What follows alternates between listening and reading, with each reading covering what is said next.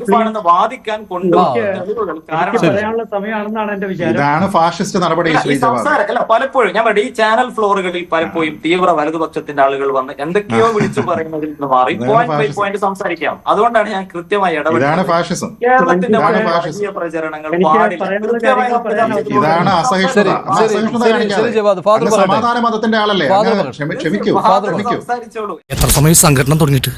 കുറച്ചു നേരമായി.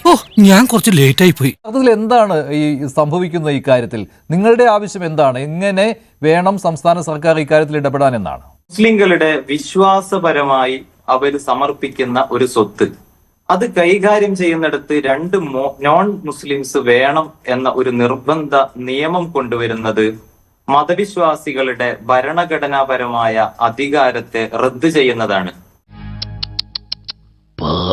രണ്ടാമത്തത് അമിതമായ ഒരു രാഷ്ട്രീയ ഇടപെടൽ അതിലുണ്ട്.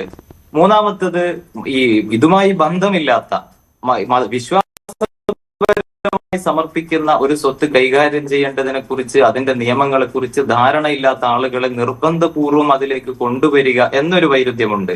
ആണോ? ഭയങ്കര.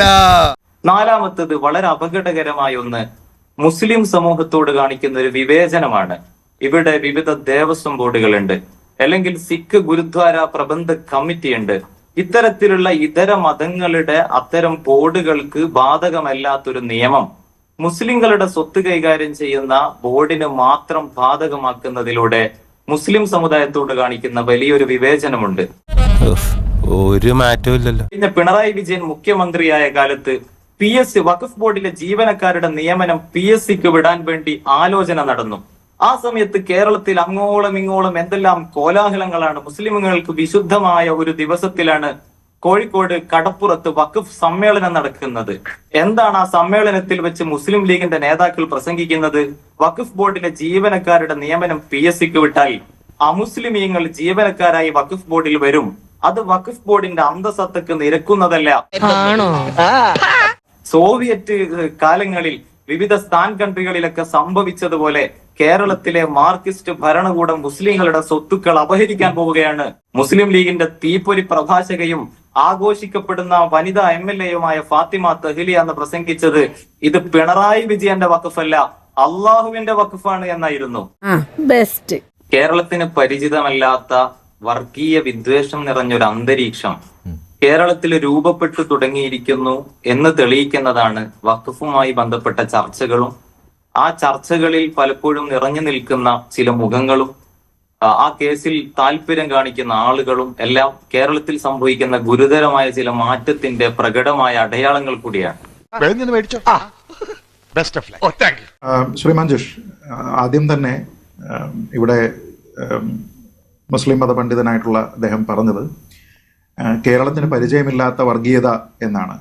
കേരളത്തിന് പരിചയമില്ലാത്തതല്ല വർഗീയത, കേരളത്തിന് പരിചയമുള്ളതാണ്. Annie Besant, BR Ambedkar, Chettur Sankaran Nair, സാക്ഷാൽ KP കേശവമേനോൻ എന്നിവരൊക്കെ തന്നെ കേരളത്തിലെ ഏറ്റവും പ്രധാനപ്പെട്ട ഒരു വർഗീയ കലാപത്തിനെ കുറിച്ച്, മാപ്പിള ലഹളയെക്കുറിച്ച് രേഖപ്പെടുത്തപ്പെട്ടിട്ട് 100 വർഷം കഴിഞ്ഞു എന്നുള്ളത് അദ്ദേഹത്തിനെ ഒന്ന് വിനീതമായിട്ട് ഓർമ്മിപ്പിക്കുകയാണ്. അത് തുടക്കത്തിൽ പറഞ്ഞു, ഈ വഖഫിനെ കുറിച്ച് സംസാരിക്കുമ്പോൾ അതൊരു സ്ഥിരം മുഖങ്ങൾ വരുന്നതും ചില മുഖങ്ങൾ വരുന്നതും ഒക്കെ അതിനെ വർഗീയതയുമായി ബന്ധപ്പെടുത്തുന്നുണ്ട്. അത് ജവാദ് ഏത് അർത്ഥത്തിലാണ് അത് പറഞ്ഞതെന്ന് എനിക്ക് മനസ്സിലായിരുന്നില്ല. ഞാൻ അപ്പോൾ തടസ്സപ്പെടുത്താതിരുന്നതാണ്. ഇപ്പോൾ ശ്രീത്ത് അത് ഇടപെട്ടുകൊണ്ട് ഞാൻ പറയുകയാണ്. ശരി ശ്രീത്ത്. വഖഫ് എന്ന് പറയുന്നത് അതിന്റെ നേരത്തെ ഉണ്ടായിരുന്ന ഒരു ഡ്രാക്കോണിയൻ ആക്ട് ആണ് നിലനിന്നിരുന്നത്. അത് കഴിഞ്ഞ ഇപ്പോഴത്തെ സർക്കാർ അത് റദ്ദ് ചെയ്യുന്നത് വരെ, അതിന്റെ കുറെ ഭാഗങ്ങളൊക്കെ തന്നെ ഭേദഗതി വരുത്തുന്നത് വരെ വളരെ ഡ്രാക്കോണിയനായിട്ടുള്ള മനുഷ്യവിരുദ്ധമായിട്ടുള്ള രീതിയിലാണ് ഒരു ജനാധിപത്യ സമൂഹത്തിൽ ഒരിക്കലും ഉണ്ടാകാൻ പാടില്ലാത്ത തരത്തിലുള്ള പല ക്ലോസുകളും അതിൽ കൊണ്ടുവന്നിരുന്നു എന്നുള്ളതിനെ കുറിച്ച് നമ്മൾ എല്ലാവരും തന്നെ ചർച്ച ചെയ്തിട്ടുള്ളതാണ്. അപ്പൊ അത്തരത്തിലുള്ള കാര്യങ്ങളെ എതിർക്കുമ്പോൾ ഒരാൾ വർഗീയവാദി ആകുമെങ്കിൽ വർഗീയവാദി ആകാനാണ് ഒരുപക്ഷെ ഫാദർ ജോഷി മയ്യാറ്റിലാണെങ്കിലും ഞാനാണെങ്കിലും ഒക്കെ തന്നെ ആഗ്രഹിക്കുന്നത് എന്ന് പറയട്ടെ. അടുത്തത് അദ്ദേഹം താരതമ്യത്തിന് വേണ്ടി പറയുന്നത് ദേവസ്വം എങ്ങനെയാണ് കോൺസ്റ്റിറ്റ്യൂട്ട് ചെയ്യുന്നത്, അവിടെ ഹിന്ദുക്കളല്ലാത്ത ആൾക്കാരുണ്ടോ, മറ്റു മതവിഭാഗക്കാരുണ്ടോ എന്നുള്ളതാണ്. നോക്കൂ, അവിടുത്തെ പ്രകടമായിട്ടുള്ള വ്യത്യാസം ദേവസ്വം ഭൂമിയുടെ കാര്യം മാത്രമാണ് നോക്കുന്നത്. മറ്റൊരു സമുദായവുമായി ബന്ധപ്പെട്ട തർക്കം വന്നു കഴിഞ്ഞാൽ അവർക്ക് പോകാനായിട്ട് ദേവസ്വം ട്രിബ്യൂണൽ എന്ന് പറഞ്ഞിട്ടുള്ള ഒരു സൂത്രപ്പണി ഇല്ല. അവർ പോകുന്നത് എന്തായിരിക്കും, മറ്റേതെങ്കിലും ഒരു മതവിഭാഗം, ഇനി ഹിന്ദുക്കളുടേത് തന്നെയാണെങ്കിലും ഒരു സ്വത്തുമായി ബന്ധപ്പെട്ട ഒരു തർക്കമുണ്ടായാൽ അവർ പോകുന്നത് തർക്ക പരിഹാരത്തിന് മറ്റേതൊരാളെയും പോലെ സിവിൽ കോടതിയിലാണ്. അവിടെ ഈ വസ്തുവിലുള്ള അവകാശം രണ്ടുപേരും അത് തെളിയിക്കാനായിട്ട് ബാധ്യസ്ഥരാണ്. അതല്ലാതെ എനിക്ക് എന്റേതാണ് എന്ന് കരുതി കഴിഞ്ഞാൽ അത് എന്റേതായി മാറുന്ന രീതിയിലത്തേക്കുള്ള ഒരു ക്ലോസ് ദേവസ്വത്തിൽ എങ്ങുമില്ല. ദേവസ്വത്തിന്റെ ഭൂമി കൈകാര്യം ചെയ്യുന്ന കാര്യത്തിലില്ല എന്നുള്ളത് താങ്കൾ മനസ്സിലാക്കുക. നമ്മൾ ഈ നാണം കെടുത്തല്ലോ. ജവാദ് മുസ്തഫാവി, ഇതിൽ എവിടെയാണ് വർഗീയത ഉള്ളത്? താങ്കൾ തുടക്കത്തിൽ പറഞ്ഞത് തന്നെ ആ രീതിയിലായിരുന്നു, അതുകൊണ്ടാണ് അത് ചോദിച്ചത്. ഇതിലിപ്പോ ഈ തീവ്ര വലതുപക്ഷത്തിന്റെ പ്രതിനിധിയായ, പലപ്പോഴും അത്തരം ആശയങ്ങളുമായി ചാനലുകളിൽ കാണാറുള്ള ശ്രീജിത്ത് പണിക്കർ, അദ്ദേഹം എത്ര മനോഹരമായിട്ടാണ് ആളുകളെ ഭയപ്പെടുത്തുന്ന കളവുകൾ പറയുന്നത്. എങ്ങനെയാണ് നിങ്ങളെപ്പോലെയുള്ള മാധ്യമ പ്രവർത്തകർക്ക് ഇത്ര നിസ്സംഗമായി അത് കേട്ടിരിക്കാൻ കഴിയുന്നത്? വഖഫ് നിയമം എന്ന് പറഞ്ഞാൽ അദ്ദേഹം ഇവിടെയുള്ള ആളുകളുടെ ഇതര മതസ്ഥരുടെ സ്വത്തുക്കളൊക്കെ കൊള്ളയടിക്കാൻ പറ്റുന്ന, നമ്മൾ ഇരുന്നിടത്ത് നിന്ന് ഇത് വഖഫ് സ്വത്താണ് എന്നൊരാൾ വിചാരിച്ചാൽ അത് വഖഫാകുന്ന കാട്ടു നിയമമാണ് വഖഫ് ബോർഡിൽ ഉള്ളത് എന്ന പ്രചരണമാണ് അദ്ദേഹത്തെ പോലെ ചില തീവ്ര ക്രിസ്ത്യൻ സംഘടനകൾ ഉൾപ്പെടെ കഴിഞ്ഞ ദിവസങ്ങളിൽ കേരളത്തിൽ ഉടനീളം നടത്തിക്കൊണ്ടിരിക്കുന്നത്. മോനെ, എന്താണ് നിന്റെ പ്രശ്നം? അങ്ങനെ ഏത് കേസാണ് ഇവിടെ നടന്നിരിക്കുന്നത്? ഇപ്പൊ സമീപകാലത്ത് ചർച്ച ചെയ്യപ്പെടുന്ന മുനമ്പം കേസിന്റെ വസ്തുത അങ്ങനെയാണോ? ഞാൻ പറയുന്നത് മുനമ്പത്തിന്റെ കേസിൽ ആളുകൾ ഇറക്കി വിടണമെന്ന് ഒന്നുമല്ല, അത് നിയമത്തിന്റെ വഴിയിൽ തീരുമാനമാകട്ടെ. പക്ഷെ ഇത്തരം കേസുകളുടെ മറവിൽ മുസ്ലിം സ്ഥാപനങ്ങൾക്കെതിരെ അല്ലെങ്കിൽ മുസ്ലിങ്ങളുമായി ബന്ധപ്പെടുന്ന ഇത്തരം ബോർഡുകൾക്കെതിരെ അങ്ങേയറ്റം നീചമായ, വ്യാജമായ, ഇസ്ലാമോഫോബിക്കായ പ്രചാരണങ്ങൾ പലപ്പോഴും തീവ്ര വലതുപക്ഷവും തീവ്ര ക്രിസ്ത്യൻ സംഘടനകളും നടത്തിക്കൊണ്ടിരിക്കുന്നുണ്ട്. ഇവൻ പറയുന്നത് വിശ്വസിക്കരുത്. ഇവൻ ഭക്ഷണം കഴിക്കാനും കള്ളം പറയാനും മാത്രമാണ് വാ തുറക്കുന്നത്. വർഗീയവാദികളും ഭീകരവാദികളും ചേർന്ന് ചില മതനിയമങ്ങൾ അടിച്ചേൽപ്പിച്ച് ഇവിടെയുള്ള മനുഷ്യരെ ഇതുപോലെ നിസ്സഹായരാക്കി നിർത്തിയിരിക്കുക. ഞാൻ അതിന്റെ ഇടയിൽ ഒന്ന് ഇടപെടുകയാണ്. അവര് മുനമ്പം വഖഫാണെന്ന് പറയാൻ കാരണം അവര് മുനമ്പം വഖഫാണെന്ന് പറയാൻ കാരണം താങ്കളൊന്നും മിണ്ടാതിരിക്കും. മറ്റുള്ളവർ സൗഹൃദപൂർവ്വമുള്ള അദ്ദേഹത്തിന്റെ സംസാരിക്കാം. അവര് മുനമ്പം വഖഫാണെന്ന് വാദിക്കാം. അങ്ങയുടെ സമയത്ത് അങ്ങ് സംസാരിക്കും. ഇപ്പൊ അങ്ങ് എന്നെ പറ്റി ഞാൻ മറുപടി പറയും. എവിടെ ഇതൊരു നടക്ക് പോണ ലക്ഷണില്ല. ഞാൻ ഇവന്റെ രണ്ടെണ്ണം വാങ്ങിച്ചിട്ടേ പോവുള്ളൂ. വാദിക്കാൻ പറയാനുള്ള സമയമാണെന്നാണ് എന്റെ വിചാരം. ഇതാണ് ഫാഷിസ്റ്റ് നടപടി. അല്ല, പലപ്പോഴും ഞാൻ ഈ ചാനൽ ഫ്ലോറുകളിൽ പലപ്പോഴും തീവ്ര വലതുപക്ഷത്തിന്റെ ആളുകൾ വന്ന് എന്തൊക്കെയോ വിളിച്ചു പറയുന്നതിൽ നിന്ന് മാറി പോയിന്റ് ബൈ പോയിന്റ് സംസാരിക്കാം. അതുകൊണ്ടാണ് ഞാൻ കൃത്യമായി ഇതാണ് ഫാഷിസം. കേരളത്തിന്റെ പ്രചരണങ്ങൾ ഇതാണ് അസഹിഷ്ണുത. സമാധാന മതത്തിന്റെ ആളല്ലേ? ക്ഷമിക്കൂ. സംസാരിച്ചോളൂ. എന്തോ കുത്തി പറയുന്ന പോലെ എനിക്ക് ഫീൽ ചെയ്യുന്നുണ്ട് കേട്ടോ. കുത്തിയില്ലല്ലോ, കുത്താൻ പോണല്ലേ ഉള്ളൂ. എന്താണ് അവര് വഖഫാണെന്ന് പറയാനും വഖഫാണെന്ന് അങ്ങ് സമാധാന മതത്തിന്റെ വക്താവല്ലേ? മറ്റേ ഞങ്ങളല്ലേ തീവ്ര വലതുപക്ഷം, ഞങ്ങളല്ലേ ഫാഷിസ്റ്റ്. സമാധാന മതത്തിന്റെ ആള് ഞങ്ങള് ഫാഷിസ്റ്റും അല്ലേ? അപ്പൊ അങ്ങ് മിണ്ടാതിരിക്കും. മാനദണ്ഡങ്ങൾ അവർ ഉന്നയിക്കുന്ന വാദങ്ങൾ പറഞ്ഞ് സംസാരിച്ചോളൂ. ഇപ്പൊ ഞാൻ സംസാരിക്കുന്നവര് സംസാരിക്കട്ടെ. അങ്ങല്ലല്ലോ, ഞങ്ങളല്ലേ ഫാഷിസ്റ്റ്. അങ്ങ് മിണ്ടാതിരിക്കും.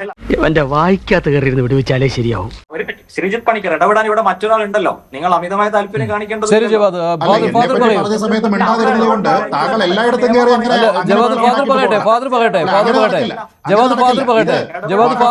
പോലെ ഈ ചർച്ച കൊണ്ടുപോകാൻ പറ്റില്ല. പോലെ പ്രോപ്പർട്ടിയെ വഖഫാക്കുന്നത് പോലെ ഈ ചർച്ച കൊണ്ടുപോകാൻ പറ്റില്ല. അതുകൊണ്ട് മിണ്ടാതിരിക്കും. മറ്റുള്ളവർ സംസാരിക്കട്ടെ. അല്ല, ഫാദർ പറഞ്ഞല്ലോ നിങ്ങളോട് 3 തവണ പറഞ്ഞു മിണ്ടായിരിക്കും. ഫാദർ 3 തവണ നിങ്ങളോട് മിണ്ടായിരിക്കും. ഫാദർ പറയട്ടെ, ജവാദ് ഫാദർ പറയട്ടെ, ജവാദ് ഫാദർ പറയട്ടെ, ശ്രീജിത്ത് മിണ്ടായിരിക്കും. ഫാദർ പറയട്ടെ, ഫാദർ പറയട്ടെ. താങ്കൾ കേൾക്കാൻ വേണ്ടിട്ട് മാത്രമല്ലല്ലോ, ഫാദർ പറയുന്നത് എനിക്കും കേൾക്കണം. താങ്കൾ മിണ്ടായിരിക്കും. ഫാദർ പറയട്ടെ, ഫാദർ പറയട്ടെ. താങ്കൾ മിണ്ടാതിരിക്കും. ഫാദർ പറയട്ടെ. ഫാദർ പറയട്ടെ. ഞാനും ഇരിക്കുന്നത്. താങ്കൾ മിണ്ടായിരിക്കും. ഫാദർ ജോഷി മയ്യാറ്റിൽ മിണ്ടാതിരിക്കൂ. ഫാദർ പറയട്ടെ. അങ്ങ് മിണ്ടാതിരിക്കൂ. ഫാദർ പറയട്ടെ. അങ്ങ് മിണ്ടാതിരിക്കൂ. ഫാദർ പറയട്ടെ. ദൈവമേ, മൂർഖനെയാണല്ലോ ചവിട്ടിയത്. ഞാൻ അദ്ദേഹം സംസാരിക്കുന്ന സമയത്ത് മറുപടി എന്റേത് മൗനമായിരുന്നു. എന്റെ അവസരത്തിലാണ് ഞാൻ സംസാരിക്കുന്നത്. അതേ മാന്യത അദ്ദേഹത്തിൽ നിന്ന് ഞാൻ തിരിച്ചും പ്രതീക്ഷിക്കുകയാണ്. ഇപ്പൊ എന്നെ തീവ്ര വലതുപക്ഷം, ഫാഷിസ്റ്റ് എന്നൊക്കെയാണ് അദ്ദേഹം വിശേഷിപ്പിക്കുന്നത്. പക്ഷെ അതൊക്കെ പറഞ്ഞുകൊണ്ട് തീവ്ര ഇസ്ലാമിസ്റ്റ് പക്ഷത്ത് നിൽക്കുകയാണ് ശ്രീ ജവാദ് മുസ്തഫാവി എന്നുള്ളത് അദ്ദേഹത്തിന്റെ വാദം കേട്ടിരിക്കുന്ന എല്ലാവർക്കും ഇതിനോടകം തന്നെ ബോധ്യമായിരിക്കാനുള്ള സാധ്യതയുണ്ട്.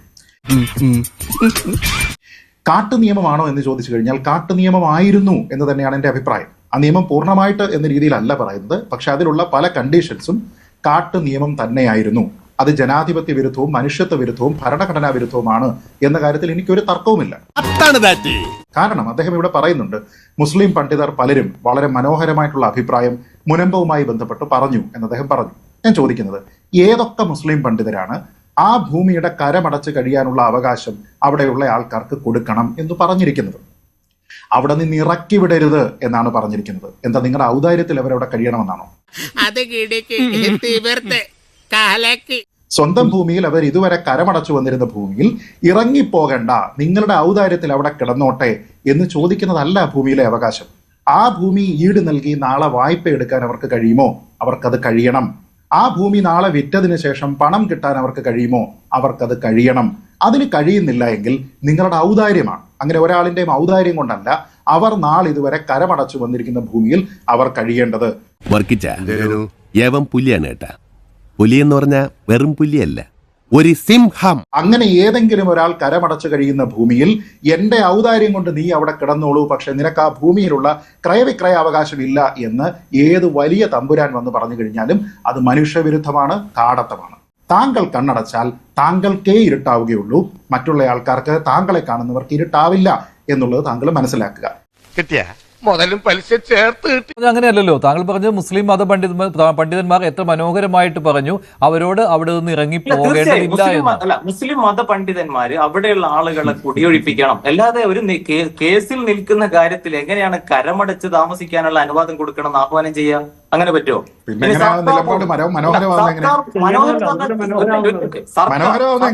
സർക്കാർ ഭൂമി കൈയേറിയ പറയൂ. ഞാൻ പറഞ്ഞുതരാം, വെരി സിമ്പിൾ.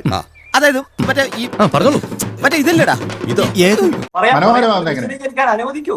സർക്കാർ ഭൂമി കയ്യേറി കുടിയേറ്റ ഭൂമിയിൽ താമസിക്കുന്ന ആളുകൾ ഇതിന്റെ ഇടനിലയിൽ നിന്ന് ആരോ വഞ്ചിച്ചതാണ്. അത്തരമൊരു കേസ് മുന്നിൽ വന്നാൽ ഇവിടെയുള്ള രാഷ്ട്രീയ നേതാക്കൾ അല്ലെങ്കിൽ പൊതുപ്രവർത്തകർ ഉന്നയിക്കേണ്ടത് അവിടെ കരമടച്ച് താമസിക്കാനുള്ള അവകാശം കൊടുക്കണമെന്നാണോ? അത് നിയമപരമായ പ്രോസസ്സല്ലേ? പക്ഷെ അവരുടെ അഭിപ്രായം മനോഹരമാണെന്ന് ആരും പറയില്ല. കിട്ടിയല്ലോ, കിട്ടേണ്ടതൊക്കെ കിട്ടിയല്ലോ, സമാധാനമായല്ലോ. ഇനി സ്വസ്ഥമായിട്ട് വണ്ടി ഈ റോഡിൽ പോട്ടെ. എന്നാ ഞങ്ങൾ അങ്ങ് ഇറങ്ങട്ടെ. ആയിക്കോട്ടെ, സന്തോഷായി.